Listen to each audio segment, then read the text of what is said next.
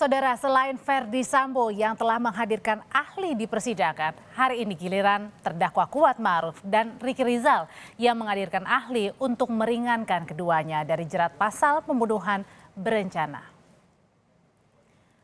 Kuat Ma'ruf menghadirkan ahli hukum pidana, sedangkan untuk Ricky Rizal mendatangkan ahli psikologi forensik. Sebelumnya terdakwa Verdi Sambo dan Putri Chandrawati telah terlebih dulu menghadirkan ahli, termasuk membawa bukti meringankan ke majelis hakim. Dari baik S1 dan S2 saya dari Universitas Indonesia, lalu kemudian saya menempuh pendidikan S2 itu. Ahli hukum pidana yang dihadirkan terdakwa Kuat Ma'ruf menjelaskan tentang arti turut serta dalam delik pembunuhan berencana yang didakwakan kepada Kuat Ma'ruf dan Ricky Rizal. Ahli Muhammad Arif bilang, arti turut serta adalah adanya kehendak yang sama antar pelaku atau disebut dengan meeting of mind. Jika peran pelaku nantinya berbeda-beda, tidak masalah. Yang penting punya kehendak sama. Membuktikan niat, maka melalui pembuktian. Meeting of mind itu adalah kesepahaman, kesamaan di dalam mewujudkan tindakan sesuai dengan tujuan yang sudah ditentukan. Kalau pembunuhan, maka meeting of mind-nya itu adalah peserta satu dengan yang lainnya sama-sama menghendaki terjadinya kematian orang lain. Persyaratan utamanya adalah ada kehendak yang sama untuk mewujudkan delik. Persoalan yang dilakukan berbeda-beda di dalam melaksanakan tindakan itu tidak menjadi masalah di dalam bentuk turut serta. Yang penting pelaku satu dengan pelaku yang lain punya kehendak yang sama. Maka tidak semua orang yang berada di dalam satu tempat ketika itu terjadi satu kejahatan itu berarti turut serta, kan itu.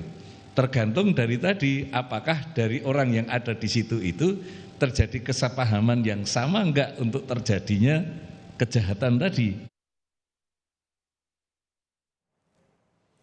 Ahli hukum pidana UII yang meringankan terdakwa Kuat Ma'ruf Muhammad Arif Setiawan memaparkan soal syarat pembuktian yang sah di sidang. Dalam sidang minimal harus ada 2 alat bukti yang sah dan diambil dengan prosedur yang juga sah. Bukti yang tidak diperoleh dengan cara yang sah tidak bisa dipakai sebagai unsur pembuktian dalam sidang. Dengan demikian, kalau alat bukti itu keluar dari itu bisa disebut sebagai alat bukti yang tidak sah. Kalau alat bukti tidak sah berarti harus dikeluarkan sebagai alat bukti sehingga tidak bisa dipakai untuk pertimbangan untuk membuat keputusan yang berupa keputusan pemidanaan seperti yang dimaksud di dalam pasal 183 tadi. Hakim tidak diperbolehkan menjatuhkan pemidanaan kecuali berdasarkan 2 alat bukti yang sah, yang dengan itu hakim yakin bahwa terdakwa bersalah melakukan tindak pidana itu. Demikian. Di sidang, tim penasihat hukum Kuat Ma'ruf juga mempertanyakan status penguak fakta atau justice kolaborator yang diterima terdakwa Richard Eliezer. Ahli hukum pidana Muhammad Arif mengatakan status justice kolaborator berlaku untuk kasus tertentu, tapi terbuka pula bagi tindak pidana lainnya.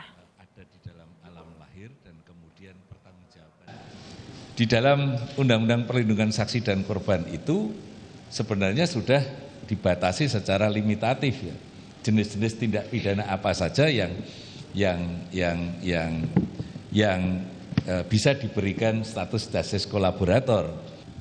Intinya itu bukan sebagai pelaku utama, itu diatur di mana saksi? Apakah di undang-undang tersebut atau ada semanya juga? Ada di dalam Undang-Undang LPSK.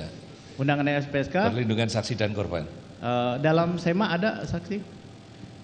Dalam SEMA seingat ahli ada juga ada pembatasannya ya? Tentang itu, surat edaran Mahkamah Agung maksudnya, ya.